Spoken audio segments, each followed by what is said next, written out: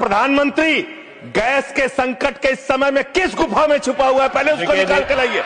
पहले उसको निकाल के लाइए। प्रधानमंत्री किस गुफा में छुपे हुए हैं? प्रधानमंत्री के बारे में आप हमारे ऊपर टिप्पणी कर रहे हैं। का प्रयोग नहीं करेंगे। आप हमारे ऊपर टिप्पणी कर रहे हैं। ये आप हमारे ऊपर टिप्पणी कर रहे हैं। पूरा देश गैस की लाइनों में खड़ा है। यहाँ पर प्रधानमंत्री गुफा में छिपे हुए हैं। प्रधानमंत्री को निकाल के लाइए। प्रधानमंत्री को निकाल के लाइए। मुद्दों पे बात नहीं करेंगे। इस्तेमाल किया है, ये शब्द ठीक नहीं है। अरे मान्यवर, आप मेरा समय जा रहा है। महोदय, मान्यवर, मेरा समय जा रहा है। कृपा करके समय आपको जी राम जी पर रात को 1:30 बजे तक मैंने चर्चा सुनी और जब उत्तर देने की बारी आई तो विपक्ष भाग गया था। इसलिए मैं निवेदन कर रहा हूं कि रहना जरूर, एक एक चीज का जवाब दूंगा, एक एक चीज का। दूसरी चीज है, जो भगोड़ा शब्द है उसको उसमें शामिल नहीं करेंगे। जी मान्यवर, बात करते हैं ग्रामीण विकास की। आप बात कर रहे हैं उज्ज्वला स्कीम के तहत 8 से 10 करोड़ सिलेंडर गांव में आपने बांटे हैं और 10 से 11 करोड़ सिलेंडर के कनेक्शन लोगों ने अपने आप से लिए हैं। 21 करोड़ सिलेंडर के कनेक्शन गांवों में हैं।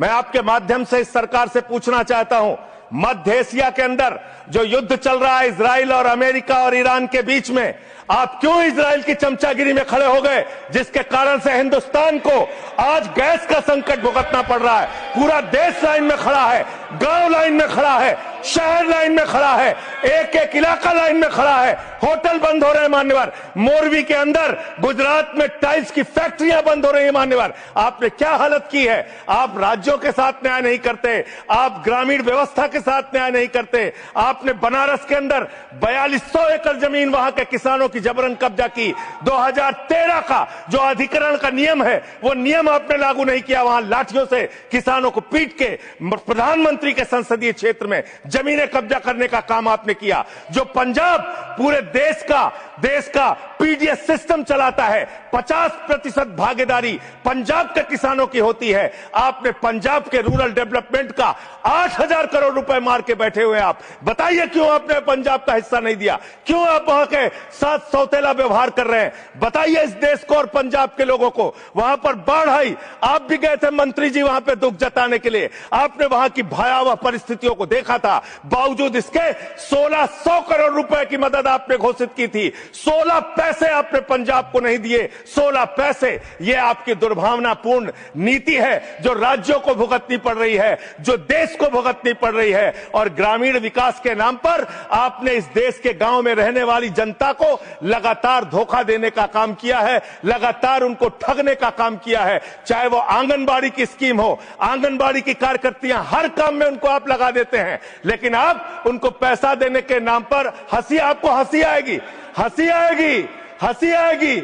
आंगनबाड़ी की योजना गांव में ही चलती है, गांव में ही चलती है, हंसी आएगी आपको। मान्यवर, मैं अंत में एक ही बात कहना चाहता हूं। मंत्री जी ने कहा भागिएगा नहीं, मैं बिल्कुल बैठ के आपकी एक एक बात को सुनूंगा। मंत्री जी, ध्यान से सुनूंगा। जितनी बात मैंने कही है उसका पूरा जवाब दीजिएगा, और अगर आप जवाब नहीं दे पाएंगे तो मुझे भी उस वक्त बोलने का अवसर दीजिएगा। आप ही अकेले बोलने का अधिकार रखते हैं, ऐसा नहीं होना चाहिए। और दूसरी बात मान्यवर, दूसरी बात, इस समय भगौड़ा कौन है, ट्रंप की गुलामी कौन कर रहा है, पूरा देश देख रहा है।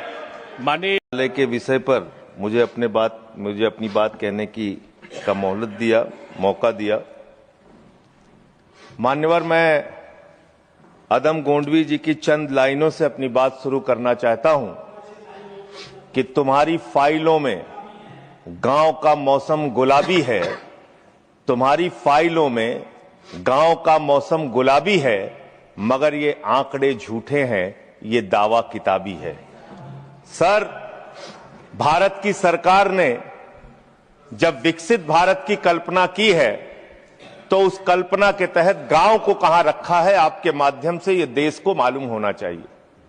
हमारे टोटल बजट का भारत सरकार ने जो पूरा बजट 2026 और 27 के लिए प्रस्तुत किया मान्यवर, उसका मात्र 3.6% बजट ग्रामीण विकास के लिए रखा है। यह स्पष्ट करता है सरकार की मंशा को, यह बताता है कि ग्रामीण विकास के लिए आपकी सोच क्या है। ग्रामीण व्यवस्था को आप कैसे संचालित करना चाहते हैं, कितना विकास वहां पर करना चाहते हैं। मान्यवर, बहुत सारी योजनाएं गांव के विकास के लिए चलाने का दावा सरकार की ओर से किया जाता है। उसमें से एक प्रमुख योजना है जिसका ढिंढोरा भारत की सरकार बार बार पीटती है, जल जीवन मिशन, जल जीवन मिशन, हर घर जल की योजना, हर घर जल की योजना। वो जल जीवन मिशन क्या है मान्यवर, जिसके ऊपर आप लाखों करोड़ रुपए अब तक खर्च कर चुके हैं। गांव गांव में पाइप से पानी पहुंचाने के नाम पे लोगों से आप पैसा लेंगे, वहां की जनता को मीटर लगा के पैसे की वसूली करेंगे, जो व्यवस्था पहले नहीं थी। उसके बाद आपने गांव गांव में सड़कों की खुदाई कर दी।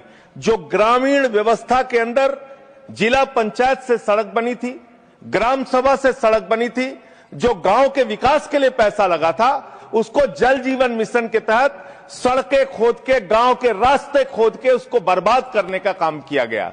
तो जल जीवन मिशन जन जीवन को अस्त व्यस्त कर रहा है। एक तो ये उस मिशन की खासियत है जो सरकार को सोचना और जानना चाहिए।